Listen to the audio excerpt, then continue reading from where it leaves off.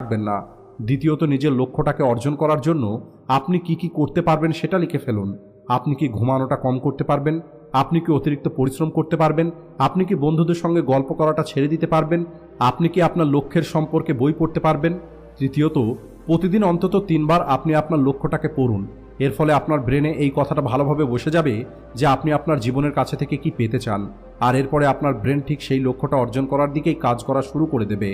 আর আপনার লক্ষ্যটা অর্জন করার নতুন নতুন রাস্তাও আপনি দেখতে পাবেন, যেদিকে কাজ করে আপনি আপনার লক্ষ্যটা অর্জন করতে পারবেন। 7 নম্বর নিয়ম হলো, নিজের ভুল থেকে শিখুন। সফল মানুষগুলো সবসময় নিজের ভুল থেকে কিছু না কিছু শেখে। আপনি কোনো মহামানব নয় যে আপনার দ্বারা কোনো না। এই স্টেজটা ধনী হবার সব থেকে বড় সিক্রেট। প্রতিটা সফল মানুষের মধ্যে একটি জিনিস কমন থাকে, আর সেটা হলো এরা কখনোই হার মানে না। জ্যাক মা 30টা চাকরিতে রিজেক্ট হয়ে যায়, কিন্তু তারপরে উনি হার মানেননি। ইলন মাস্কের প্রথম 3টি রকেট ফেল হয়ে যায়, কিন্তু চতুর্থ রকেট ইতিহাস তৈরি করে দেয়। ধীরুভাই আম্বানির কাছে কোনো কিছুই ছিল না, কিন্তু উনি কখনোই হার মানেননি। যদি আপনি কোটিপতি হতে চান, তাহলে আপনাকে অনেকবার ফেল হতে হবে, কিন্তু যে মানুষগুলো হার মেনে নেয় তারা সেখানেই থেকে যাবে যেখান থেকে তারা শুরু করেছিল। মনে রাখবেন, ধনী হবার রাস্তাটা সহজ নয়, কিন্তু এটা অসম্ভব নয়।